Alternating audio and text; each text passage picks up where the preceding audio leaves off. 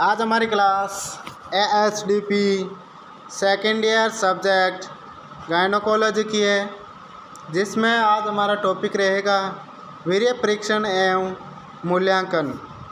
तो देखते हैं कि वीर्य को परीक्षण करने से पहले उसका परीक्षण एवं मूल्यांकन करना अत्यंत आवश्यक है, ताकि वीर्य की क्वालिटी तथा गर्भधारण की योग्यताएं व अयोग्यताओं का पता लग जाता है। फिर बात करते हैं हम वीर्य के मूल्यांकन से पहले उसे तनुकृत नहीं करना चाहिए तथा तनुकरण से पूर्व उसे 25 डिग्री सेंटीग्रेड से नीचे नहीं रखना चाहिए। ठीक है, तब अब हम आगे बात करते हैं कि वीर्य के मूल्यांकन के लिए मुख्य रूप से निम्न जांच की जाती है। तो वीर्य के मूल्यांकन के लिए किन की जांच की जाती है, तो देखते हैं। नंबर 1, सीमन देखने में कैसा है। नंबर 2, सीमन का रंग। नंबर 3, सीमन का आयतन। नंबर 4, शुक्राणु की ग्रुप गतिशीलता की जांच। सीमन का जो आयतन है उसी के अंदर 1-2 पॉइंट है। तो फिर देखते हैं नंबर 2 अपना पॉइंट रहेगा प्रत्येक शुक्राणु की गति की जांच। तो शुक्राणु की गति किस प्रकार है, प्रत्येक शुक्राणु की गति देखनी है। फिर देखते हैं हम 5 नंबर पॉइंट है शुक्राणु की सांद्रता तथा घनत्व का परीक्षण। नंबर 6, जीवित या मृत शुक्राणु का प्रतिशत, उसमें कितने जीवित है, कितने शुक्राणु मृत है और उनका प्रतिशत देखना है। तो प्रतिशत देखेंगे, फिर उनका परसेंटेज देखेंगे तो कितना प्रतिशत है। फिर देखते हैं हम 7 नंबर असाधारण स्पर्म। फिर बात करते हैं हम 8 नंबर की अन्य परीक्षण। तो अन्य परीक्षण में क्या आता है। नंबर 1, वीर्य का रासायनिक परीक्षण। तो वीर्य का रासायनिक परीक्षण किस प्रकार देंगे, इसके अंतर्गत पॉइंट है। नंबर 1, तो मैथिलीन ब्लू अवकरण परीक्षण, रेडिकुलस टेस्ट करेंगे। फिर देखेंगे इसका पीएच मान, जीवाणु परीक्षण, सीरम मूलक परीक्षण, ठंड रोधक क्षमता परीक्षण। तो ये थे हमारे का वीर्य का रासायनिक परीक्षण के बारे में। फिर हम बात करते हैं हम सीमन के रंग की।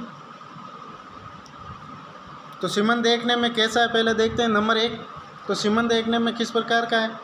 अगर सीमन समान रूप से मिला हुआ व धुंधला है तो अच्छा है और उसमें शुक्राणु की अच्छी मात्रा होती है।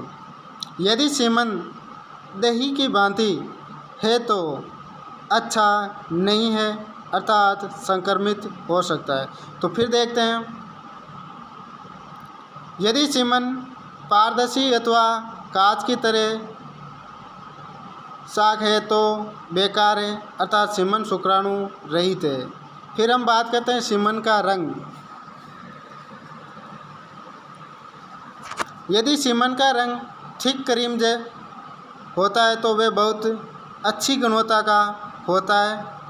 ठीक क्रीम का मतलब पतला क्रीम जैसा, ठीक है, तो अच्छी गुणवत्ता का होता है और उसमें शुक्राणु की सांद्रता 2000 मिलियन प्रति ml होती है। वीर्य में गोबर आने की उपस्थिति के कारण सीमन का रंग भूरा होता है। अब हम बात करते हैं कि सीमन का आयतन। तो सीमन का आयतन इसमें हमारे 2 लिखे हैं। तो देखते हैं 1 नंबर लिखा है अपन, एक तरफ लिखा है पशु की प्रजाति और दूसरी तरफ लिखा है सीमन का आयतन। तो सांड में सीमन का आयतन 5 ml होता है। घोड़ा में सीमन का आयतन 70 ml होता है। मेढ़ा या भेड़ में सीमन का आयतन 1 ml होता है। भैंस या भैंसा सांड में 3 ml सीमन का आयतन होता है। बकरा में 1 ml सीमन का आयतन होता है। नंबर 2, सुअर के अंतर्गत 250 ml वीर्य का आयतन होता है। फिर देखते हैं नागौरी सांड, तो उसके अंतर्गत भी सीमन का आयतन होता है वो 3 ml होता है। गिर सांड में सीमन का आयतन वो होता है 4.7 ml। ठीक है, अब देखते हैं कि विभिन्न प्रजातियों के सीमन के गुण व मात्राएं। विभिन्न प्रजाति के सीमन के गुण व मात्राएं देखेंगे। तो पहले देखते हैं सांड का वीर्य। अपारदर्शी एक समान क्रीम के रंग जैसा सफ़ेद तरल पदार्थ के रूप में होता है। अच्छे ताज़े वीर्य को आँख से देखने पर उसमें समुंदर की बातें लहरें उड़ती दिखाई देती है। नंबर 3, इसमें सांड एक बार में औसतन 5 ml वीर्य देता है। फिर देखते हैं कि सांड के वीर्य का pH मान 6.7 होता है। अब हम बात करेंगे मेढ़ा या बकरा का वीर्य। तो मेढ़ा या बकरा का वीर्य, तो मेढ़ा या बकरा का वीर्य गाढ़ा, अधिक अपारदर्शक तथा रंग होता है उसका क्रीम जैसा होता है। तथा अब देखते हैं कि ताज़े वीर्य में नंगी आंखों से, मतलब नंगी आंखों से देखने पर उड़ती हुई लहरें प्रतीत होती है। फिर हम इसमें बात करते हैं कि बकरा या मेढ़ा वो एक बार में 0.5 से 1.55 ml वीर्य देता है। अब हम इनके pH मान की बात करते हैं कि इनकी pH मान होती है 7.0। ठीक है, फिर हम बात करते हैं घोड़ा के वीर्य की बात करते हैं। तो घोड़ा का वीर्य, इसमें क्या है कि घोड़ा का वीर्य कि इसके अंतर्गत के ये लहरें रहित होता है। पहला बात तो ये बहुत इम्पोर्टेंट टॉपिक है, क्योंकि अब जैसे हम सांड में भी देखा था, मेढ़ा या बकरा में भी देखा था कि इनमें की जो वीर्य होता है कि इसमें क्या है कि लहरें उठती हुई नज़र आती है, लेकिन घोड़ा का वीर्य उसमें क्या है कि लहरें रहित होता है। अब बात करते हैं कि इसके वीर्य का रंग भूरा या सफ़ेद होता है अथवा भूरापन लिए हुए सफ़ेद होता है। ये लहरें रहित होता है। एक बार में 50 से 150 ml वीर्य देता है। अब बात करते हैं कि घोड़े के वीर्य का pH मान। तो घोड़े के वीर्य का pH मान होता है वो 7.8 होता है।